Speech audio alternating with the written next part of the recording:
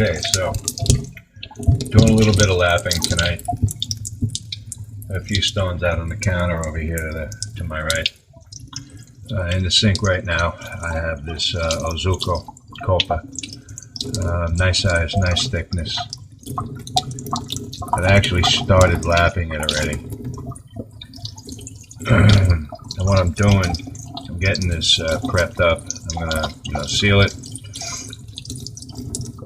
And I don't think I'm going to surface lap this one. I'm going to leave the stamp on for whoever the next owner is going to be. Right now I'm letting the water sort of get to the temperature I want to work at. You don't want to lap under hot water, even though it's tempting because it seems like it laps faster. It's no good for the stone. You wind up expanding and contracting, and you can split your stone. Best to have room temp, maybe like a hair warmer than that if you're cold, you know, in the middle of winter and all that. So what I have here, I have a couple of Atoma plates. This is 400 and this is the 140. Now, very hard stone. Unless I have to take off a lot of material, I'm probably not going to use the 140 because it's very aggressive and you can chip. You can wind up causing yourself a lot of pain. Atomas are very efficient. I use DMTs too, but I'm kind of switching over to just using the Atomas, even though, you know, they're not as big as my DMTs. I have 10x4s on the other brand, and these are a little smaller, but these cut faster and they're more durable. So I kind of like that. So anyway, you know, I started lapping here, right? Got some skin back here. People talk, you know, lapping, make it flat. Well, there's a lot of aspects of lapping, you know. Making it flat is part of it. You know, here, right, this is how I do my chamfers. And yes, this is actually a very hard stone, but it's working okay with the 140. And what I have to do, I don't think you're going to be able to see it. I have this like divot right here. And this is going to be my main honing edge, right? And like I could deck this down and clear that divot. But what I'd rather do is I'd rather put a chamfer. I'm going to put a chamfer on anyway, but I'd rather bring the chamfer in a little bit to clear the divot. And then as I lap it, as I'm using it and I'm reducing this dimension, that divot won't be in my way, and I won't have wasted all of, you know, I'm lapping stone over here, right? To lap stone over here to clear a little divot over there. Kind of a waste of stone. Now I might make that decision on another stone, but I'm not doing it on this one.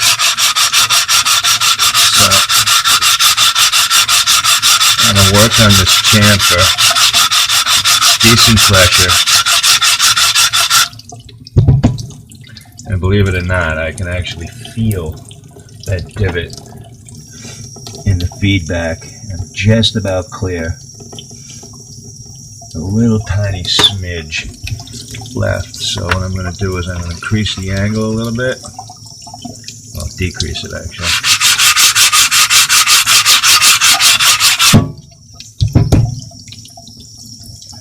Feel my finger or my nail on it. Nah, it feels good. And what I want to do is I want to make sure the whole stone, the top, is the working edges. You can call them that. I handled the same way. Temperature in the water's going up for some reason. And the lights are flickering. Great. Got a snowstorm coming. Everything is going nuts. Fantastic. Alright. So, you see over here now, right? I have another little bit of a kind of a chip. A little imperfection. Again, I'm going to come into this on an angle. Like this. I'm not going to lap it down and lose 1/8 of an inch or more stone. It just doesn't pay. That little corner doesn't represent anything that's important, really. You know, it'd be nice if I didn't have that to deal with, but such is not the case. It's there. Natural stones, man. They come out of the ground, they have imperfections, and you gotta learn to work with them. Okay, so now you can see I drop a corner down. Now forgive me the lighting here, I gotta do something about this if I'm gonna shoot. At the sink. Alright, so I want to get this edge now.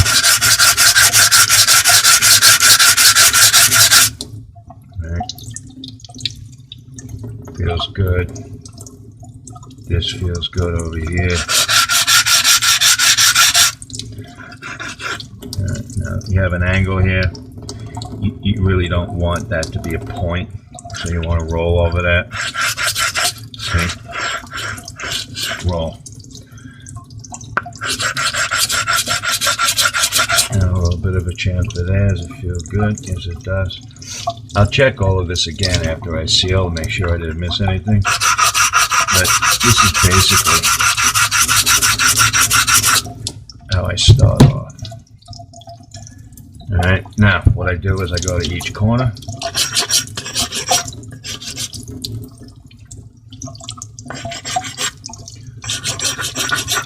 Alright, do that. Now, these corners here, all the way around, I want to dress them too. I do that by rolling. Roll. A little bit here. Some there. Some there.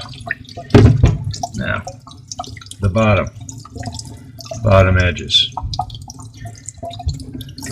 What I try to do, and sometimes I forget, to be honest, but I really want to take all of the bite out of those edges.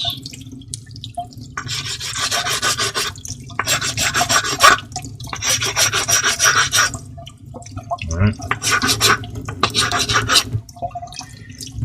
If I'm handling the stone and I feel anything on this, you see me flipping it around in my hand here, right? If you're going to do that, put pads, like I have here, these things, put them under the stone, because if you slip, it'll hit that and it won't shatter. Won't dent the sink either. All right. Now, if anything is poking my hand, I want to round it. If any edge feels sharp,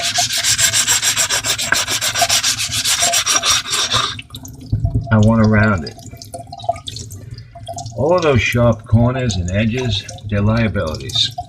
They take a hit, they tend to shatter.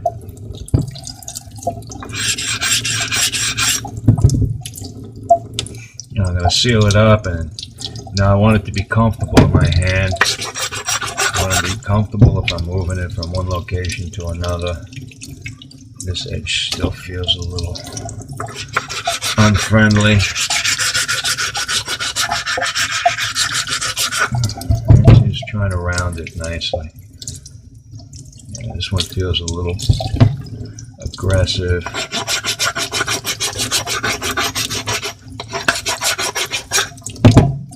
Yeah, much better. Okay, so worked on the 140, take the 400. You can hear it smoother, right?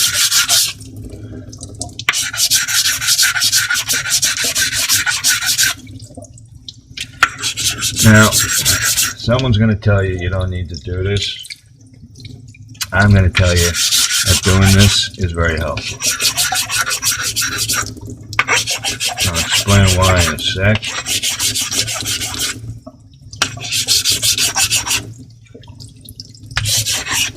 Not really all that important on the bottom, but I'm already here. So I might as well just give it another whirl. The reason you want to dress that a little bit, when you run your finger over this after the 140, you can feel it. You don't want to feel ridges. Striations going this way, coming up to here. can lap the hell out of this, but right at this edge, right where the top surface meets the chamfer, it's kind of like setting the bevel on the razor. You don't want the striations coming up. You don't want a little, pinking cut there. You want it to be smooth. So what I do is, geez, it's still.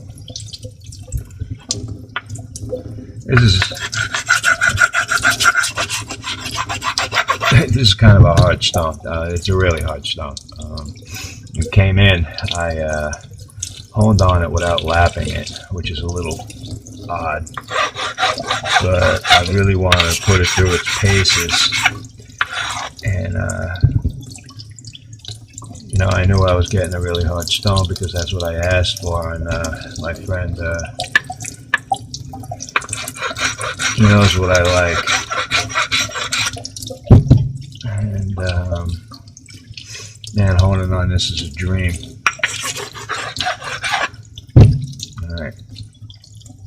In some circles, the saw cuts, you lap them off the sides. And I try to do that sometimes for myself. You still have some saw cuts here. I'm not going to get crazy and start, making it perfect, because perfect doesn't exist. But the saw cuts themselves, especially on a very hard stone, they're precarious. They present a liability. If you bang them, you can actually start a fissure in the stone from one. So you want to dress them down. This one is pretty dressed down all the way. I worked on it a little bit before I turned the camera on. This is beautiful stone. One of the nicest copper I've ever worked with. Yeah, it's got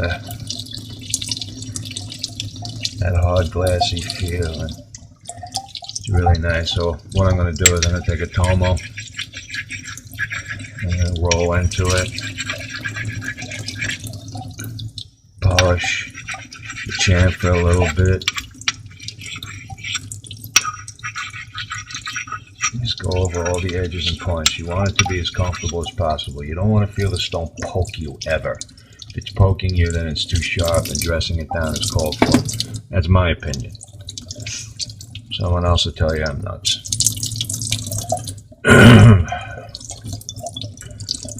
Fact is, I'm not nuts. I know what I'm talking about. But to each their own. So if that's with the super hard stone there, that's an Ozuko. Someone is going to get really happy. They're looking for a finisher. That's high-end stone. Now this one here, there's a whole pile of them on the sink over here. Excuse me. I have this Atoma, right? And I showed you the 400. I also have a double-sided one, which is my latest weapon of choice. This gives me both in one place. Okay, I have coarse on this side, that's 140, and then less coarse, 400 on the other. I used a DMT 325 for a really long time, and this 400 is way more efficient and finer. It leaves less marks in the top of the stone. There's way less work to deal with when you're using this. So what I'm going to do here, I'm just going to come around and round off all the sharpness. There's another hard stone. What you guys been asking for? Hard copper, not too big, decent shapes. It's idealistic. Most copper are not shaped too well. Alright, it's thick copper for a reason. Less expensive stone for the most part, but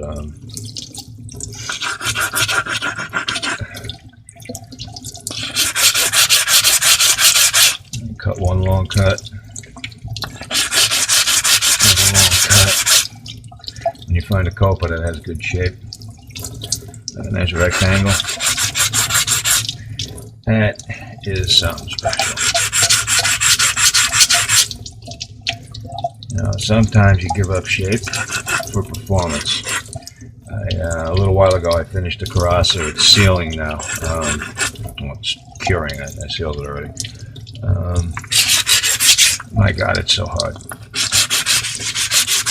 So hard, so fine. I personally need another stone, like I need a hole in the head, but I'm contemplating keeping it because it's also like stunning and beautiful at the same time. All right, and I still have some poke right here. All right, see how I'm pushing it in my hand? It feels sharp. I don't want that. You don't either. Yeah, believe it or not, in Japan, people actually do this stuff. They'll spend a lot of time prepping their stone. You know? Japanese people who are into the scene, it's like almost a religion. You know? Okay, I have some poke up here on the top. And this one is hard, but it's not as hard as the other one, but damn close. All right, so see, the nice part about having it on the 400 on the other side, just flip it over, and I'm ready to go. I don't have to get another plate.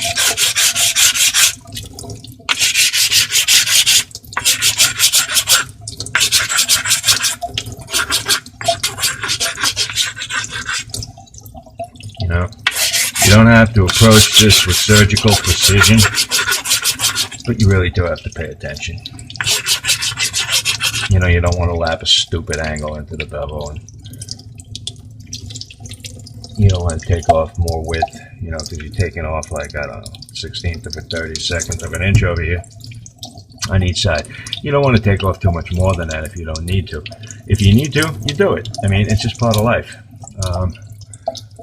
Yeah, this is a really nice piece too. A beautiful piece of miso. This one's Nakayama. This is old school stone. Guy had this stuff in his basement.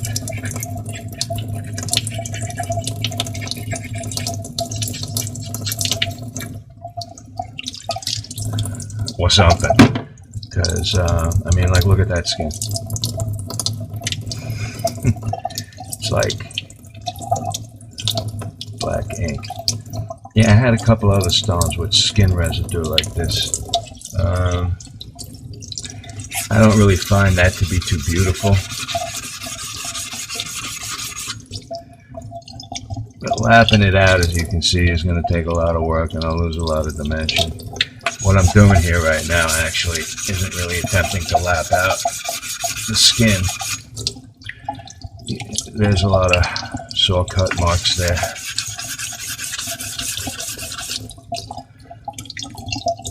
And what I'm trying to do is just sort of clean it up a little bit.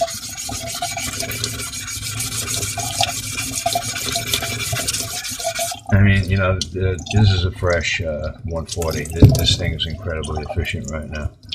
That's not perfect, but I got most of it out, and I think I'll make myself nuts trying to clear the rest of it. Sometimes I put the plate down in the sink. Let's see if I can like get that on camera. All right, and then I'll just do this.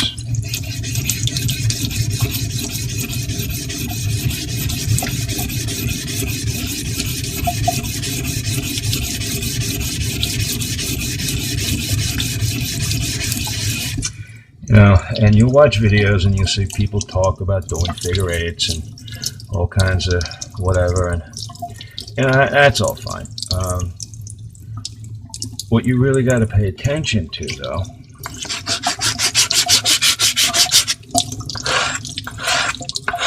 is the stone.